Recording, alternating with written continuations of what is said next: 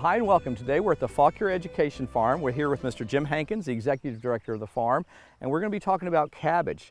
Now Jim, we're kind of at the end of the season, and but you've got some beautiful cabbage here. Tell me a little bit about growing cabbage. Is this something for the home gardener maybe?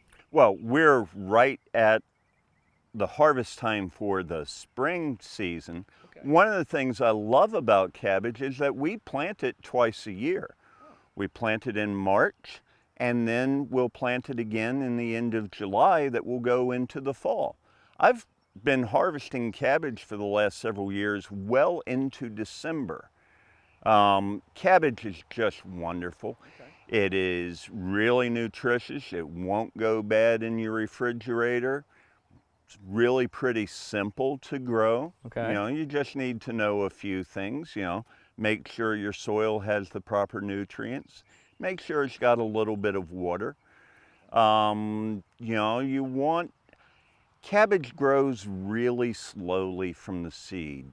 So most people are going to be putting out transplants. Okay. I like to set out 6-week-old transplants. These literally were started in by seed on January 23rd, and they came out here into the field in March.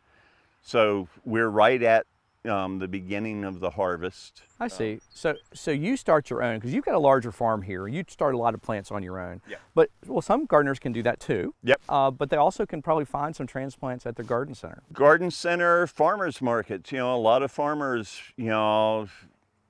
it's a great income stream to plant more seed trays than they need.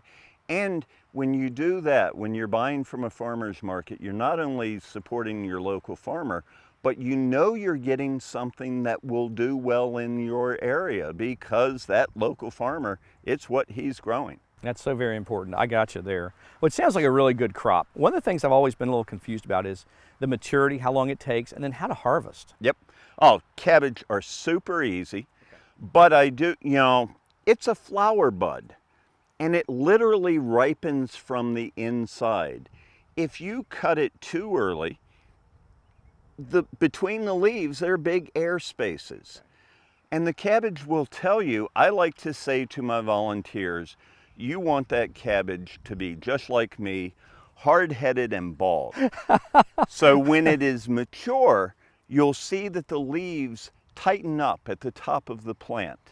And when you feel it, there's no give whatsoever. It is hard and firm. That means the inside of it is nice and firm.